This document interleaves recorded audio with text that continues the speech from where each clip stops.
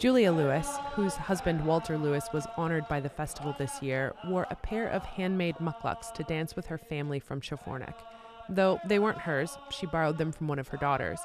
As she rocked back and forth on her heels on stage at Cama-i, swaying to the drums, red and blue beads bounced on the calf skin. After her dance, as Lewis talked about the boots, she rubbed her hand along the fur. Typically, the darker fur is beaver, but she said it could also be otter. What did they feel like? I see you stroking it. What does it feel like? Feel soft, and think when you just feel and make you relax. It's my opinion. Lewis says they were made by another woman from Schafornik. And the boots are new, but she's broken them in just enough that the soles are no longer smooth. And that's a key part of getting new mucklucks because the soles, made of bearded seal skin, are slippery. So you gotta be careful, especially on ice. Still, it's easy to tell that they're new when she taps them.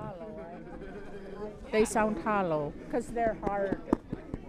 Once they start wearing them and walk on them, and they kind of get soft, then it won't be you won't hear that much of that. Some buy regalia from local crafters, but for many, it's a family affair. A piece can be borrowed, as Lewis's boots were. Lyric McIntyre's were made especially for her. The 5-year-old danced for the first time with a group from Bethel's Yupik Immersion School. And from the tips of her white feathered dance fan to her headdress to her belt, McIntyre's regalia was made by her family.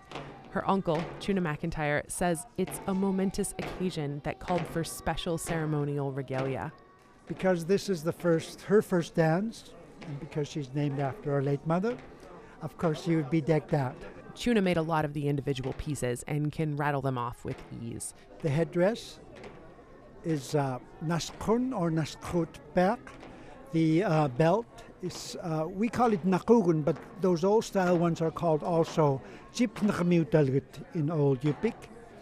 And of course, the necklaces are worn as part of decoration and regalia. He says Lyric's first dance is just as important for her living family as it is for her ancestors.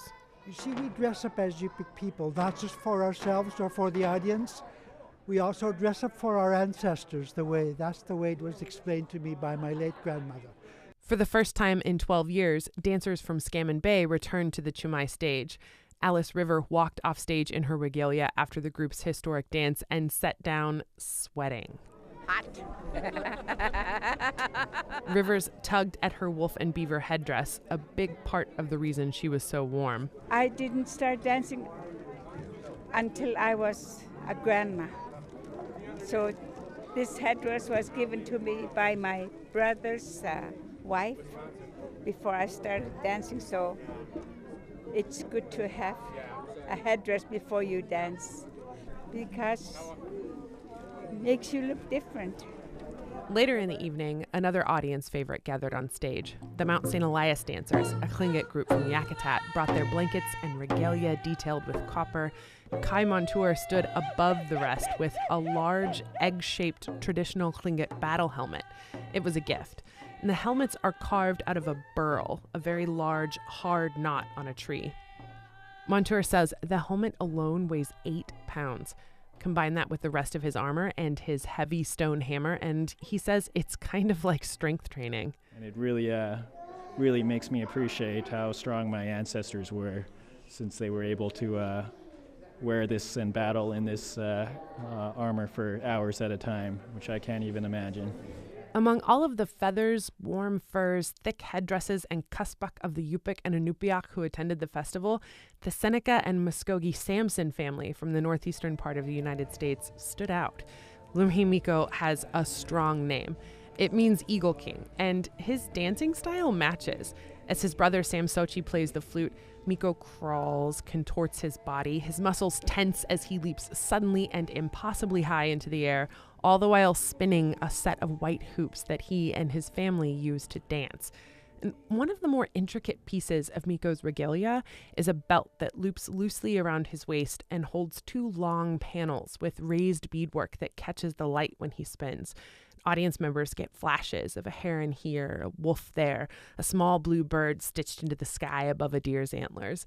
His mother, Doris Sampson, of the Seneca Cattaraugus Reservation, holds the belt and points to each piece to explain. And you have your birds, which consist of the hawk, the heron, the snipe, and then we have deer. And the reason they call deer a bird is because the deer literally has all 4 feet off the ground when it leaps through the air. Then we have the four-leggeds, which is the wolf, the bear, the turtle, and the beaver. Sampson does all of the beadwork for the group, and each piece represents many hours of work. And Sampson says she gets a lot from watching her sons perform in regalia that she made. Oh, it feels great. I mean, my sons, when they're both out there and I sew all our outfits, it just almost brings me to tears, but it's tears of joy, tears of being proud, and I'm so glad that they're carrying on who we are and keeping us as Indigenous people alive. In Bethel, I'm Rasha McChesney.